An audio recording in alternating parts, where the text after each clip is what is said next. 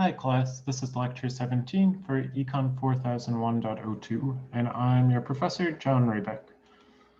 Great, so we finally finished wrapping up, utility functions and utility maximization the other day. So now we're going to cover comparative statics and a discussion of elasticity. And what comparative statics are is really just seeing how some object of interest changes when we change some other thing that we think is variable. For example, suppose that we wanted to think about how demand changes as we change prices, or demand changes as income changes as well.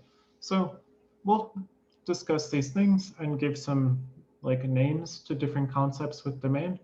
But before that, we'll just cover some properties of demand. So demand functions. From utility functions, we get these things called demand functions. The demand functions are just the optimal amount of good 1 and the optimal amount of good 2. And remember, these depend on price and income. And here this P, again, remember, is equal to the vector of P1 and P2. Right, so the same is true in here. And there's a couple of things about demands that should be remembered. So these things, in order to be valid demands, will need to satisfy a few properties. So the first one is going to be adding up. So if I look at the amount of consumption, the amount of expenditure on optimal consumption, then the expenditure should equal your income. The second one is something called homogeneity. You can also think about it as invariance to changing currency, right? So if I multiply P and M both by a common lambda term, I'm not going to change your demand for either of your goods, right? So, if P is in dollars,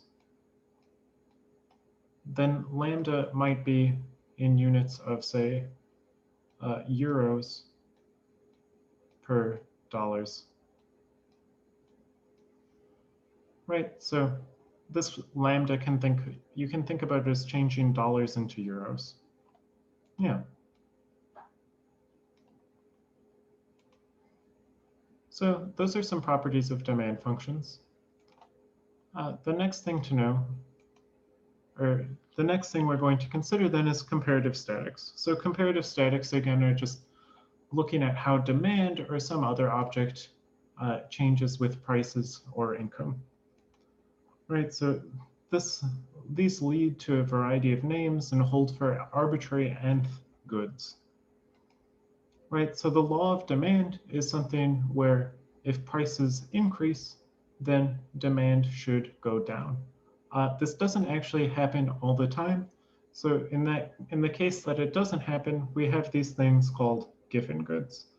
Right, so given goods are ones where if your price increases, then your demand actually also increases. So the idea is that this will only occur when there's a large fraction of your income spent on a good. And we'll talk about this a little bit later, but it'll be after the exam and not covered this time. Finally, we have things that are inferior. If when your income increases, you purchase less of them.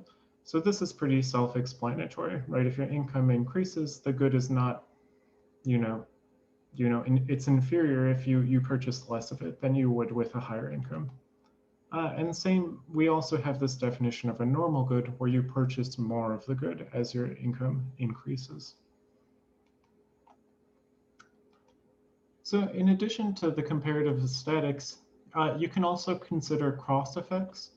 So consider comparative statics of how the nth good changes with prices of the jth good, right? So this is how good n changes as good pj changes. And in this case, we call things complements when the price of some other good increases, but my demand for the nth good decreases. So the idea is that these two goods complement each other because, if the price of j increases and you purchase less of good n, you might think that this is because these two goods are only good when they're purchased together, so they're complementary. You could also think of substitutes. So this is, if the price of good J increases, then I substitute to good Xn. So this means maybe one good could be used for another good, and this is one way to think about defining these concepts. Right, so substitutes means the goods are similar to one another, whereas complements means the goods complement one another, and that's what these are trying to capture. So while everything else here is in this term of levels, right? So this is giving me a direct change in Xn. One thing you might be interested in is instead a percentage change, right? So sometimes people care about the elasticity, which is the percentage change of demand that happens with a percentage change in the observable. So in this case, we're going to be able to capture change relative to current price and demand for a given percentage change in something like price or income.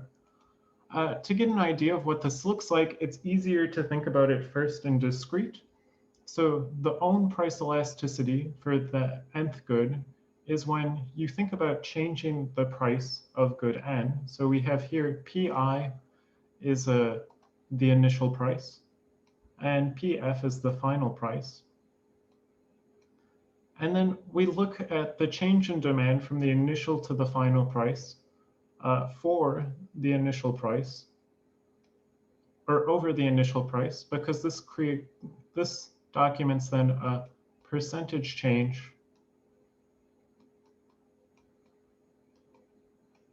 of quantity. And in the bottom, we do the same thing, but with prices.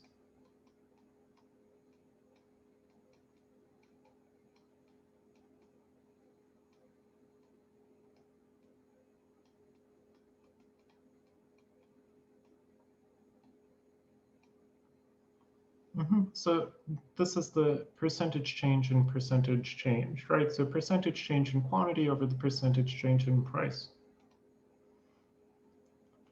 But notice that we have, goods over prices. And whenever we have two differences, what we can really do is think of as a derivative, right? So the own price elasticity of the nth good of demand when differentiable is given by this at just some p, right? So this is going to be the elasticity at that given price. So these differentiable ones are maybe part of the more interesting ones. Just because, oftentimes we think of these, demand functions as differentiable. And, what you want to do is how you're moving prices around this part. And this allows us to use the functional, or sorry, this like function and derivative definition. So we can have elasticities with respect to income or other prices. When the elasticity, sorry, I'll try and correct this in the oh no, so the elasticity is called elastic when this is greater than 1, since quantity changes more than price. And the thing we're often interested in is quantity change. It's called inelastic when the elasticity epsilon is less than 1, since quantity changes less than the price. So the percentage change in quantity is less than the percentage change in price. And finally, it's called unit elastic when epsilon is equal to 1. So this is when the change in percentage of prices is equivalent to the change in the percentage of quantities. So these are just, how you would refer to these different elasticities. So here, that wraps up this lecture, and this is the end of the material for the first exam. Here we discussed comparative statics, and we discussed two ways to measure these comparative statics. So we can measure these as either changes in levels of quantity, or you can measure these in changes in percentages. So yeah, great. Thanks for listening, and I'll see you again soon. All right, bye.